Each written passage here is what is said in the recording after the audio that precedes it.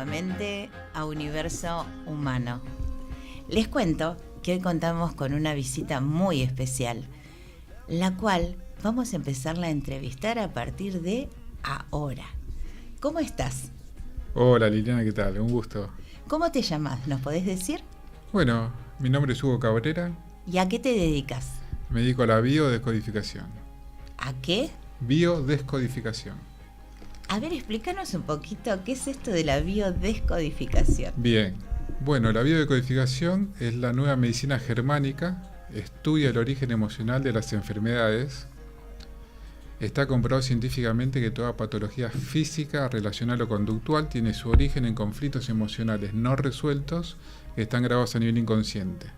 O sea, vos estás diciendo que desde este todo que somos humanamente, donde nos constituye nuestras emociones, nuestros sentimientos, nuestros pensamientos, habría como un lineamiento nuevo llamada medicina germánica que estaría como abriendo un camino de posibilidades quizás no conocida por todos los humanos aún, ¿verdad?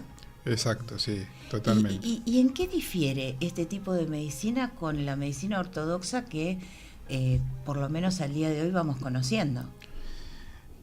En realidad difiere la medicina ortodoxa oficial, difiere en que no te explica el origen de las enfermedades, no te explica el porqué y el para qué de las enfermedades. Toda enfermedad tiene un porqué y un para qué y tiene un origen. Hay que explicar un origen biológico de la enfermedad, cosa que la medicina oficial no te lo explica. O sea Digamos, que, nosotros no estamos, hay que aclarar un poquito que no estamos en contra de la medicina oficial. La medicina oficial perfecto. es muy buena para diagnosticar, para evaluar, para los casos agudos es excelente. ¿Qué son los casos agudos? Cuando uno tiene una apendicitis, uno tiene un accidente, un traumatismo. Una cirugía determinada. Claro, ahí la medicina oficial es muy buena para evaluar, para diagnosticar. Ahora hace un poco agua cuando entran los diagnósticos de enfermedades crónicas o autoinmunes. Autoinmunes. Y ahí entramos nosotros explicando a nivel biológico y científico digamos, cómo se origina la enfermedad, cosa que la medicina oficial no explica cómo se origina la enfermedad. Enseguida dicen, esto es hereditario, por ejemplo. Es muy típico cuando vas a un consultorio médico que te dicen, alguien en su familia tenía tal o cual cosa, te referís a esto como hereditario. Exacto. Ahora, ¿qué es esto digamos, que en nuestro mapa genético no tenemos grabado ninguna enfermedad. Eso está científicamente comprobado. O sea, vos estarías diciendo... Lo que sí hay una memoria emocional celular ¿sí? que pasa de generación en generación arrastrando conflictos no resueltos de nuestros ancestros. Nosotros, por ende, podemos repetir nuestros conflictos y que están asociados a la misma enfermedad que tenían nuestros padres, nuestros abuelos, nuestros bisabuelos. ¿Y nos podemos dar cuenta de ello? Sí, totalmente. ¿Cómo sería? ¿Rompiendo el automático? Claro, primero sacando esa creencia y ese falso conflicto de diagnóstico que nos puede crear un profesional médico diciendo que es una enfermedad hereditaria, ¿no? O sea, te escucho como que tuviese un poder ese diagnóstico cuando se lo emiten a una persona. Sí, ese diagnóstico o ese pronóstico, porque un profesional médico puede que vos tengas 20 años y te dicen, tu abuelo tuvo vamos a poner un ejemplo bien figurativo, un cáncer de colon. Sí, ¿a qué? A los 50. Tu papá también, a los 50, entre los 50 y los 60. Bueno, vos, fíjate porque a partir de determinada edad ya te tengas estudios periódicos de colonoscopía para agarrarlo a tiempo, te dicen. Y uno ya... Claro, es como un dictamen que se da, ¿no? Claro, un dictamen algo... y un pronóstico. Uh-huh. Digamos, pero esa persona no tiene grabado a nivel, digamos, en su mapa genético ningún cáncer de colon.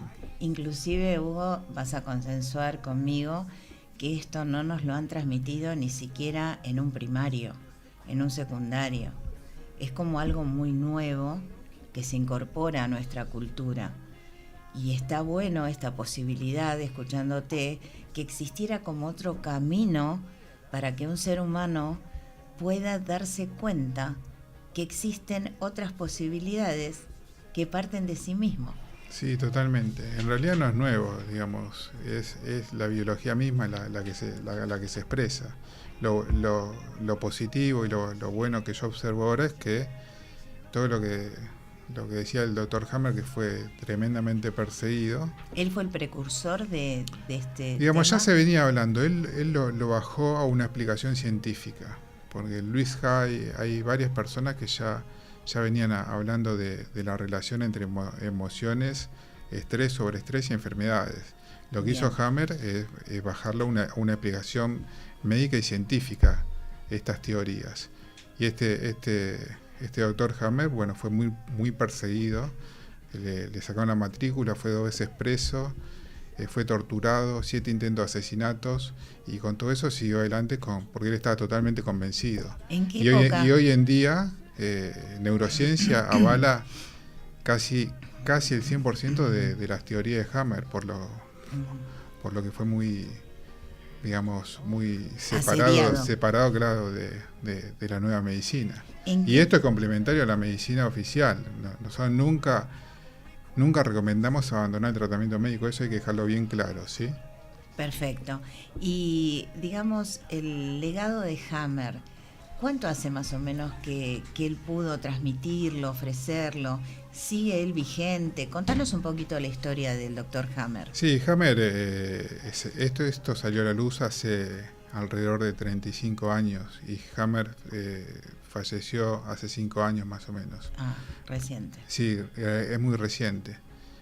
Por eso lo que pasa es que, bueno, tenemos que decir la verdad que hay tantos intereses económicos atrás de las enfermedades, y hay mucho interés también en que la mayor parte de la población, digamos, cada vez se enferme más para consumir más medicación, ¿no? Hugo, ¿sabes qué es lo poderoso de lo que estás transmitiendo? Que siempre está en nosotros ese poder decidir cuando ya llega a nuestros caminos una nueva información o herramienta, y a partir de esas decisiones ver qué caminos podemos literalmente transitar. Porque también te escuché que no sería un lineamiento para decir, no, señor, señora, deje de tomar la medicación. Para nada.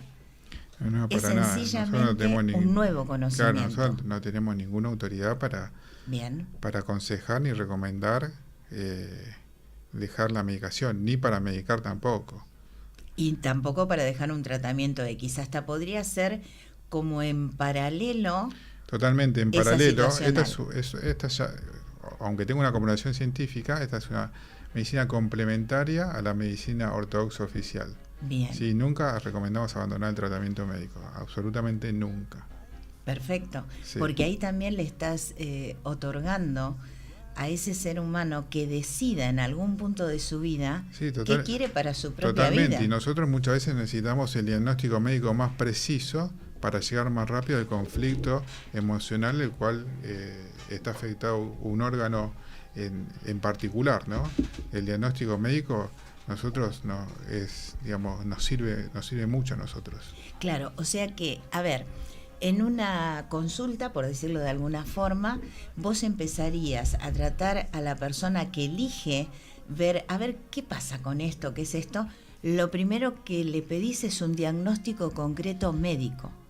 Sí, diagnóstico sí. 2 puntos. Sí, igual, viste, Liliana, acá cada patología es particular, cada paciente es particular, y cada sesión de biodecodificación es particular. Acá no se engloba bajo el mismo paraguas terapéutico como hace la medicina oficial, que tiene determinada enfermedad, hacemos todo el mismo protocolo y no averiguamos ninguna historia de la persona de la persona a nivel psicobiológico. Acá esto, lo bueno es que abarca el abordaje terapéutico en la particularidad de la persona, del consultante.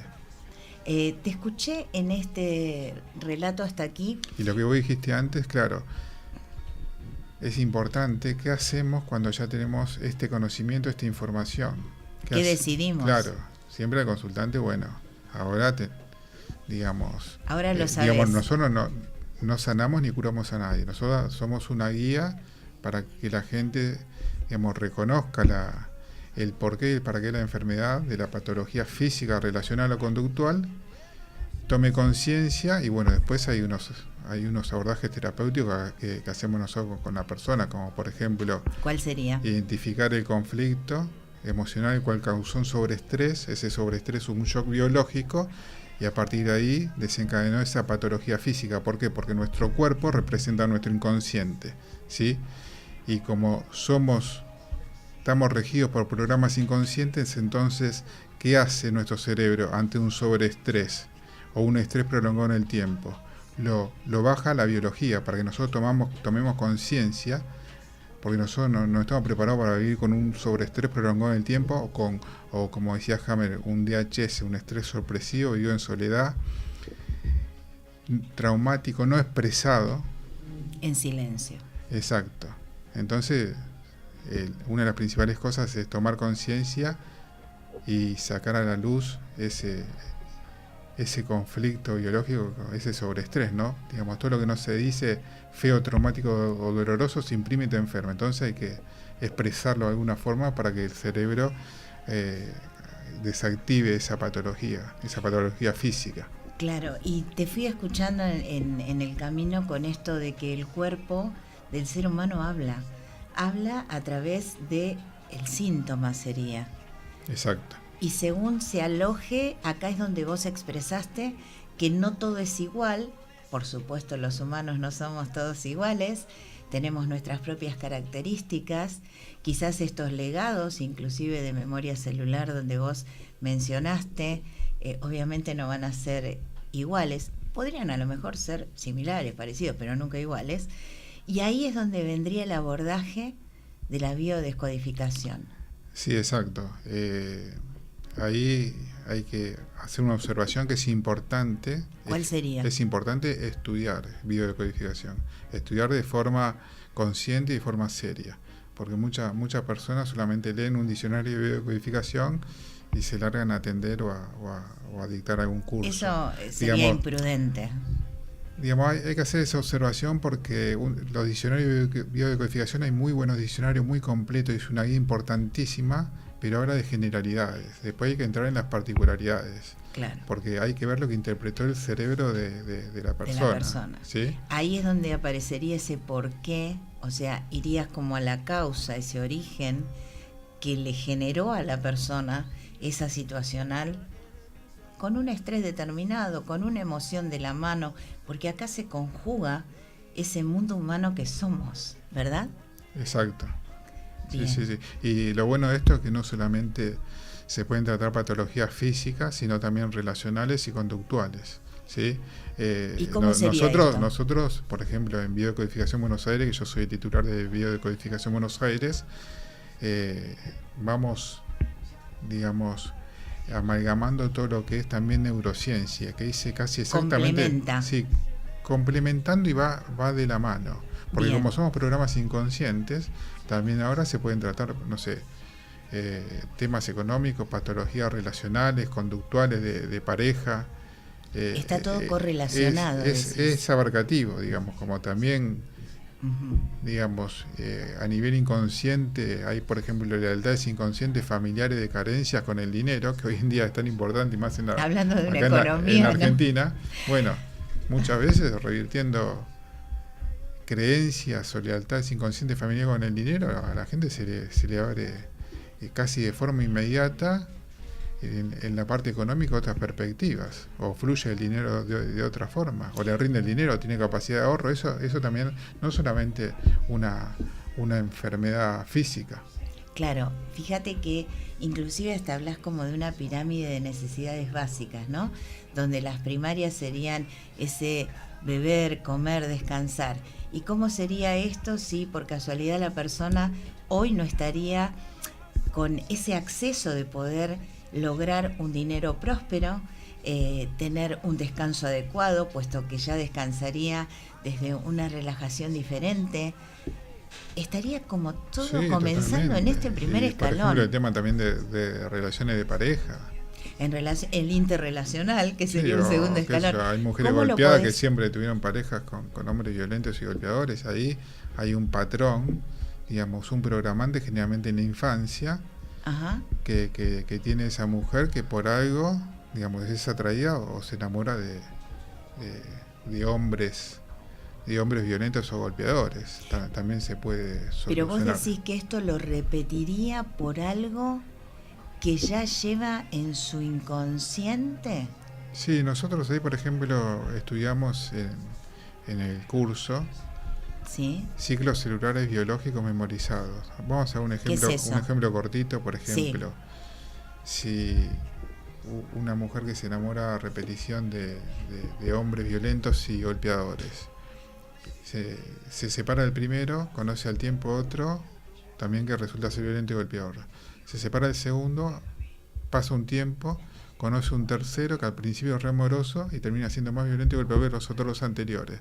Pero si vos le preguntás a esa mujer qué le pasó en la infancia, seguramente vas a encontrar abusos o violaciones, o vas a encontrar una lealtad, por ejemplo, inconsciente familiar, que papá le pegaba a mamá o la pareja de mamá le pegaba a mamá, y ahí yo, nena chiquita, mi cerebro relacionó pareja es igual a violencia, entonces repito en mi adultez ese tema inconsciente familiar que me quedó grabado en la niñez o en la primera etapa de la adolescencia. Generalmente ahí están los programantes de los conflictos desencadenantes que vivimos en la adultez. Esto es muy abarcativo, es podemos hablar y apasionante, sí. Desde el momento que empieza a ser como una bajada en cataratas los conocimientos para irlos interconectando, que nada es casual, sino nada que casual. hay Todo tiene un porqué y un para qué. Un porqué y un para qué en este camino tan valioso como lo estás transmitiendo. Hugo, si me permitís, ¿sabés qué vamos a hacer? Nos vamos a ir a una pausa musical. Perfecto. Bienvenidos nuevamente a Universo Humano. Aquí con la presencia del licenciado Hugo Cabrera, que lo distingue un camino de biodescodificación, como lo mencionara.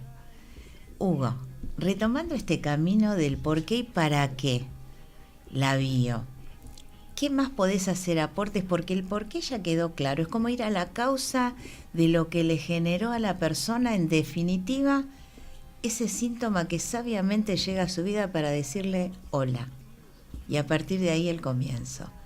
¿Y el para qué? ¿Qué le representaría a una persona el para qué? Claro, digamos, toda patología, nosotros decimos física, relacional o conductual, porque nuestro cerebro, ahí tengo que entrar a explicar, siempre antes de explicar la vida, nosotros, por ejemplo, en los talleres, en los seminarios, en los cursos, explicamos el funcionamiento, hacemos un pantallazo del funcionamiento del cerebro. ¿Y nuestro cerebro entiende como algo ahí? Virtual, real, imaginario, lo entiende de la misma forma. O ¿sí? sea, no siente como que hay bromas. No, lo que es. No distingue de virtual, real o imaginario. Por ejemplo, hay un ejercicio sencillo que seguramente muchos lo conocerán, que te dicen, bueno, cerrá los ojos, imagínate un limón, un cuchillo, agarrá el cuchillo, cortá una rodaja de limón, llévate la rodaja de limón a la boca, mordela, te hacen esperar 30 segundos y te dicen, bueno, abrí los ojos y explícame por qué tenés toda la boca pastosa llena de saliva. Y uno le dice, por el limón. ¿Qué limón si el limón era imaginario? Claro. Ahora, ¿qué hizo el cerebro en microsegundos? Mandó a activar las glándulas salivales, mandó una superproducción de saliva a la boca. ¿Para qué? Para neutralizar el ácido del limón. En este caso el limón era imaginario. Si el limón era real iba a ser exactamente lo mismo. Imagínense lo que hizo el cerebro con una pequeña inducción a una imaginación de un limón. Claro, una microdosis. Sí, imagínense lo que puede hacer con un estrés o un sobreestrés o un estrés prolongado en el tiempo o una tensión permanente, lo que puede hacer el cerebro con nuestra biología. ¿Sí? Hugo, ya que estamos en poder transmitir la mayor información para que este oyente de Universo Humano reciba hoy, ¿qué podés definir como estrés? ¿Qué sería un estrés? Nosotros para la vida diaria necesitamos un estrés, digamos, una tensión normal. Ahora, cuando tenemos un sobreestrés por una particularidad, ya sea, puede ser por una discusión o por un accidente o por no solamente un estrés que puede ser, como decía Hammer, vivido en soledad, un shock biológico sorpresivo, no expresado, sino puede ser también un estrés prolongado en el tiempo. Por ejemplo, no soporto a este jefe, a esta jefa. Algo simple, cotidiano, pero prolongado en el tiempo. Claro. Y digamos, mi cerebro, ¿qué va a decir? Hugo, no puede digerir esto, bueno, yo te lo soluciono. Me puede mandar, por ejemplo, un reflujo gástrico, una gastritis. ¿Sí? ¿Y qué representaría ahora eso? Sí, acá explicamos algo cortito de vuelta. Sí. Si yo me pego una panzada, me como un lechón, ¿qué hace mi biología? Mi cerebro manda una orden a la submucosa estomacal para producir más jugos gástricos, más ácido clorhídrico, para digerir el bolo alimenticio del lechón que yo tengo en el estómago. Rápido, claro. Claro, ahora cuando se digirió todo ese lechón, manda otra orden para que baje al mínimo la producción de jugos gástricos porque ya no tengo más nada en el estómago. Ese es el proceso normal de la digestión. Ahora, si yo tengo un tema emocional que no puedo digerir, qué sé yo, vino mi suegra a vivir a mi casa, vino mi nuera a vivir a mi casa, para no tener conflicto con la suegra, o no soporto a este jefe, mi cerebro dice, no te preocupes, Hugo, yo te lo soluciono, no puedo digerir, y me manda una superproducción de jugo gástrico, de ácido clorhídrico, y no tengo ningún lechón, ningún alimento en el estómago para digerir, me produce un reflujo gástrico. Si sigue el conflicto me puede producir una gastritis, si sigue el conflicto me puede producir una úlcera, y si sigue el conflicto me puede producir un tumor de estómago.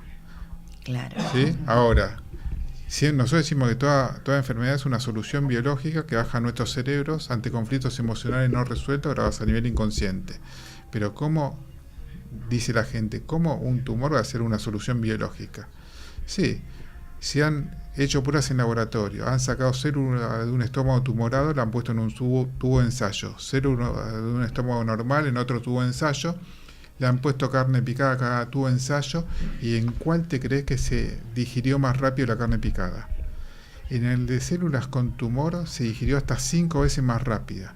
Entonces, ¿qué dice tu cerebro? No puedes digerir, bueno, ahora te vas a poder comer un pedazo de hierro, un ladrillo, que lo vamos a digerir igual. Porque voy a enviar mucho te puso más. Te sacó un motor Fiat, sin discriminar los Fiat, y te puso un motor BMW para que pueda digerir lo que sea. Claro. Siempre es una solución biológica. Ahora, cuando uno toma conciencia de ese conflicto, el cual originó esta patología, lo reconoce, muchas veces lo resignifica, o lo revive y lo revierte, ante abordajes terapéuticos que hacemos en bio, el cerebro desactiva esa patología, desactiva esa enfermedad, y ahí entramos en otra fase que sería bueno aclararlo un poco, que la medicina, que los médicos no te lo explican. Porque el tumor no creció en nuestro cuerpo en el aire, sino creció por un entramado secundario de vasos, de arterias, de vena que alimentan ese tumor, ¿sí? Y bueno, una vez que el cerebro desactiva esa enfermedad porque ya no tiene más razón de ser, ya tomamos conciencia, ya revertimos el conflicto, ese conflicto emocional, se corta ese entramado secundario de vasos, arterias y vena que vienen alimentando ese tumor, y se producen sangrados, ulceraciones, fiebre, dolores, edemas. ¿Y qué te dice el médico? Ahora está más grave, ahora sangra, ahora úlcera, ahora hay dolor, ahora hay fiebre. Y no, son procesos, etapas de la curación, que nosotros le llamamos de vagotonía, cosa que la medicina oficial no te lo explica, no porque son malos que no te lo quieren explicar, porque no se lo enseñaron en la Facultad de Medicina. O sea, ahora, un ejemplo, si uno va caminando descalzo y pisa un vidrio y se corta la planta del pie, ¿qué pasa? Digamos, uno tiene que dejar el pie en reposo, el pie para arriba, tiene que desinfectar la zona y listo.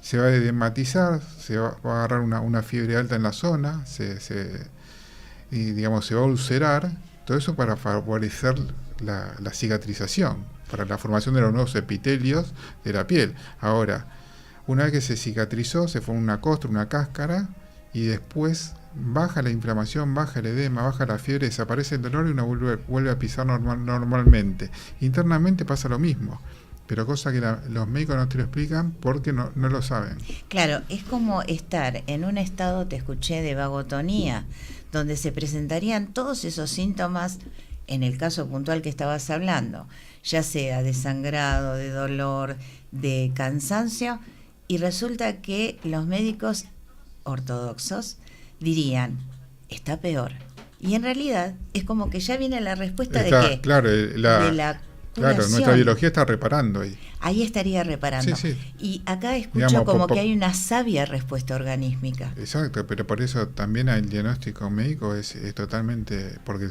nuestro cerebro crea la autoridad médica. Si vos te rompes un brazo, tenés una fractura del brazo, te alinean los huesos, te ponen un yeso, te dicen no te preocupes, Liliana, 30, 40 días con el yeso y ya está solucionado. Y bueno, estás todo el día pendiente de que si el hueso se soldó, si se hizo un callo en el hueso, no abrís el yeso a fijarte, ¿no? Claro. Vos confiás. Ahora sí, te dan un diagnóstico de una enfermedad inmune o una enfermedad crónica o un cáncer o esta enfermedad, o te dicen también que esta enfermedad es incurable, que la vas a hallar de por vida, y bueno, ahí te agarra el miedo, que después es otro tema muy interesante para hablarlo, del miedo biológico y el miedo patológico, lo que causa en nuestro organismo, que nos genera una tensión permanente ese diagnóstico médico, porque una persona diagnosticada con una enfermedad crónica vive día y noche pensando en esa enfermedad y vive en un estrés permanente. Y el estrés genera mucha tensión y esa tensión por algún lado explota. Se te deprime el sistema inmune. Y uno cuando tiene una patología necesita el sistema inmune a tope para revertir esa patología. O en la fase de reparación necesita que uno esté bien, más anímicamente. Te escucho en ese detonante que puede generar esa famosa palabrita de moda, estrés, cuando superan la intensidad norma que poseemos, porque para algo también el estrés no hay que darle tanta mala prensa, tiene que estar en algunos momentos de nuestras vidas, totalmente. Pero cuando se dispara, y esto, vos sabés que en estos programas de Universo Humano pudimos, y desde mí, transmitir la mayor información acerca de cómo somos humanamente, energía pura, química pura. A través de esta química, cuando se logra un nivel equitativo de equilibrio, autorregulación, está todo bárbaro. Pero ¿qué pasa cuando esta química dispara? Justamente lo que vos estás diciendo. Se genera toda una alerta, como un sistema de alerta, donde hay amenaza. Y ahí conlleva al miedo. Y acá te escuché, y de esto me tomo, que hablaste como de dos miedos. ¿Qué sería un miedo biológico y un patológico? Claro, ahí porque a las personas nos preguntan qué es el miedo y le decimos, bueno, es una cosa, es algo que me agarra. Algo que siento. Digamos, neurociencia te explica muy didácticamente exactamente lo que es el miedo. El miedo no es malo. El miedo biológico con el que todo ser vivo nace. Porque todas las especies vivientes del planeta estamos hoy en día acá, sobrevivimos gracias al miedo. Exacto. Ahí tengo que hacer un paralelismo con la naturaleza. Si hay un ciervo pastando tranquilo, es atacado por un predador, por un león, por un tigre que se lo quiere comer, ¿qué es lo que regula el miedo en nuestro organismo? Nosotros en el cerebro tenemos un grupo amigdalino, la amígdala cerebral, que regula las alertas y los miedos. ¿Y cuándo se activa la amígdala cerebral? Cuando detecta una amenaza, cuando nuestra vida está en peligro. ¿Sí? Porque nuestro cerebro lo único que hace es mantenernos vivos el instante siguiente y trabaja para la preservación de la especie. ¿Sí? Hace lo posible y lo imposible. Bueno, este ciervo detecta la amenaza, el predador, en microsegundos baja un shock biológico, por ejemplo una taquicardia feroz, se hipertrofian arterias y venas, o sea, se agrandan arterias y venas para recibir mayor flujo de sangre. Digamos, el cuerpo del ciervo economiza sangre de todos los órganos, lo manda al corazón, se oxigena y esa sangre cargada de energía, ¿a dónde va? No va a cualquier órgano, a cualquier parte del cuerpo, sino va a las patas. ¿Para qué? Claro. Para correr rápido, para salvarle la vida. Pero si le tomás el tiempo, lo cronometrás, dura menos de 1 minuto esa huida. O sea que, ¿qué hizo el cerebro del ciervo mediante la amígdala cerebral? Detectó la amenaza. En microsegundos bajo este shock biológico disparó un sistema arcaico de supervivencia que le salvó la vida. ¿Sí? Ahí estaríamos frente al miedo. Claro, el miedo biológico. Pero ese miedo es un periodo muy acotado en el tiempo.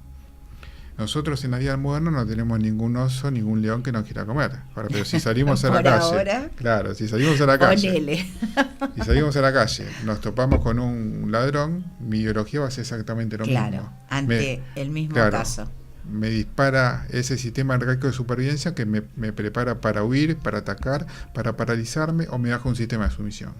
¿Sí? Para huir, para correr rápido, para atacar me baja mucha fuerza, mucha tensión para atacar al ladrón, o me paraliza, me quedo atrás de un árbol, atrás de una pared que no me vea, que pase el ladrón, o me baja un sistema de sumisión. Te doy todo, no me hagas nada, andate rápido. Pero eso también dura un periodo muy corto en el tiempo. Ahora, cuando es un estrés prolongado en el tiempo, ahí aparecen las soluciones biológicas que baja el cerebro. Por ejemplo, si yo le tengo tanto miedo a algo, como por ejemplo pasó en la pandemia... Digamos, 2020, claro, buen momento para mencionar. Digamos, ¿qué hace el cerebro? No hay respiradores, récord de muertos, no llegan las vacunas, quédate en tu casa, si saliste, contagiaste, te enfermás y te morís. ¿Qué hace el cerebro? Sense mi mapa genético buscando el coronavirus, no lo encuentra y me lo crea en mi propio cuerpo molécula de agua y te manda el coronavirus. ¿A qué vino el coronavirus? No me lo contagié en ningún lado. ¿A qué vino? A solucionar el tema del miedo. Ya lo tengo. Vos decís que ante esa amenaza puntual del 2020, muchos seres humanos pudieron haber atravesado esta situacional. Yo te diría que la mayoría, por no decir el 100%, pero pegan el palo, sí. Yo trabajo, no lo comenté, yo soy radiólogo. Ah, bien. Soy, aparte técnico en cardiología, trabajo en un sanatorio muy grande, muy importante de la Argentina, en la parte de tomografía, y estoy con los profesionales médicos todo el día y con las diferentes patologías a cada rato. O sea que las tenés ahí. Las tenemos ahí. En disponibilidad para la observar. Ventaja que tuve yo con mis otros compañeros de estudio, que hice muchísimos cursos de bio antes de empezar a atender y antes de empezar a dar formación, es que tenía a los pacientes, a la historia clínica y a los médicos, a los especialistas para consultarle. Entonces tenía una gimnasia, claro, digamos, demasiada y aparte me apasionaba. Un buen entrenamiento. Yo he estudiado, aparte de radiología y cardiología, he estudiado 3 años de economía, 3 años de abogacía. Bueno, estudié muchísimas más cosas, pero todo me aburría. Y esto encontré la bio y me apasionó. Hasta el día de hoy me apasiona. Sí. Es lo que observo en tu gestualidad, sí, ¿no? Es ese énfasis como para transmitirlo. Porque, digamos, se pueden resolver muchísimas cosas yo veo con vos lo podés ver en tus consultas que esto acontece. Sí, en mis consultas y en un montón de cosas. También la bio abarca la parte de la antropología, la parte que estudia al ser social, ¿no? Porque somos seres sociales y vivimos en una sociedad.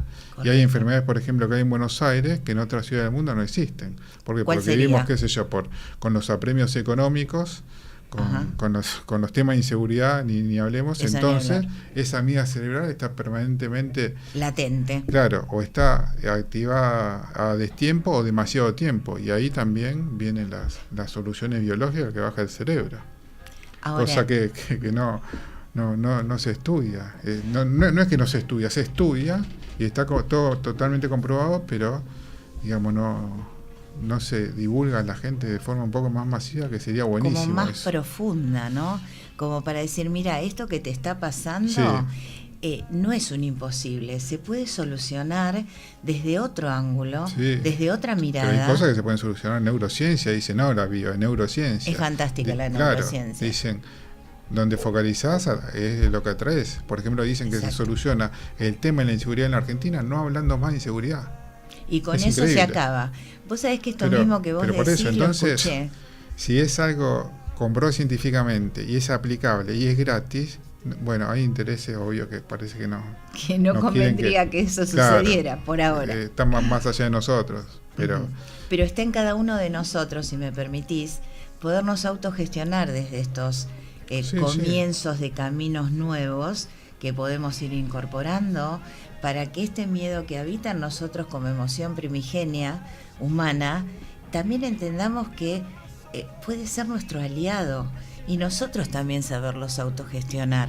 Miedo y cualquier otra emoción, como inclusive en Universo Humano fuimos ofreciendo, para que en esa autogestión llegue el mejor de los equilibrios positivos para nuestro organismo. Y cuando digo organismo, digo este todo que somos. Totalmente. Porque no es que somos un pedacito de mente, otro poquito de estómago, yo estoy convencido que somos un ser físico, mental, emocional, espiritual, Correcto. Sí, totalmente, es un todo. Es un todo. Sí. Y en esto de Digo, que... vos dijiste antes del sobreestrés, hay Sí. consultantes que vos le preguntás, ¿comes bien? Y no. ¿Descansas bien? No. ¿Haces ejercicio? No. ¿Te hidratás bien? Y más o menos. ¿Y pensás bien? No. Bueno, tu biología te va a parar. Es lo mismo que si un auto lo andás a fondo, sin hacer los controles periódicos o sin hacer el mantenimiento, en un momento se te va a clavar, y la biología es lo mismo, digamos. Entonces, antes que nos pare la biología, si tenemos estos conocimientos, bueno, claro, vamos a ver qué hacemos. Sí. Y una consulta en esto de este camino a transitar, donde a conciencia, una vez que poseemos la herramienta, ese conocimiento, podemos interactuar para este mayor bienestar, mejor calidad de vida, diría. Sí, creo que es por ahí. Esto redunda en calidad de vida, en bienestar, en felicidad, en placer, digamos, sí. En todas las emociones elevadas, en también definitiva. Tenemos que reconocer que en la vida es todo temporal, ¿no? Digamos, los momentos de euforia es temporal, de felicidad es temporal, digamos. Forman parte de la vida, de tristeza también es temporal. Es digamos, que todo viene a nuestra vida para podernos mostrar como la contracara. ¿Cómo vas a conocer la alegría si a lo mejor no pasaste por el estado de tristeza o viceversa? Entonces, te quiero hacer unas preguntas ya como finales. ¿Vos atendés en algún espacio? ¿Tus talleres dónde se dan? ¿Tenés ideas de ofrecerlo en Argentina o viajar? Sí, nosotros estamos dando periódicamente en el Hotel Escala Buenos Aires, en Independencia 9 de Julio, talleres, conferencias. Ahora estamos terminando una diplomatura.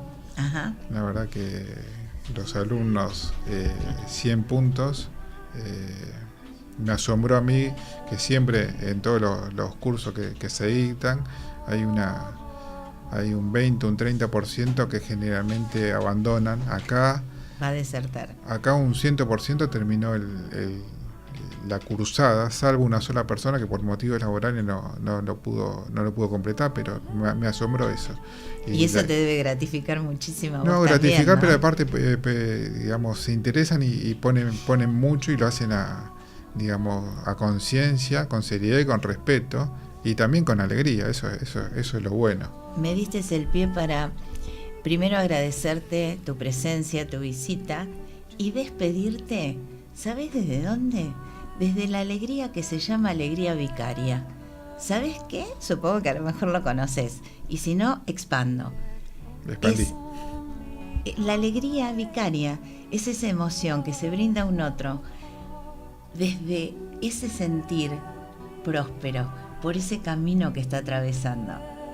Es sentirse alegre al mismo tiempo con ese otro. Buenísimo. Esa es la alegría vicaria. Hugo, te invito para una próxima oportunidad si podés estar aquí en Radio MX. Cómo no, un gustazo, me sentí muy cómodo. Me alegro con muchísimo. Toda la gente, la verdad que me alegro muchísimo. Un placer. Y a ustedes, querido mundo, universo humano, los espero nuevamente el martes siguiente a las 16 horas. Recuerden que este mismo programa, si no llegaron a tiempo, lo pueden ver a repetición este viernes también a las 16 horas. Que sean muy, muy felices. Recuerden este día en especial. Dejen de lado y suelten todo aquello que ya saben que no es para sus vidas. Hasta la próxima. Sola.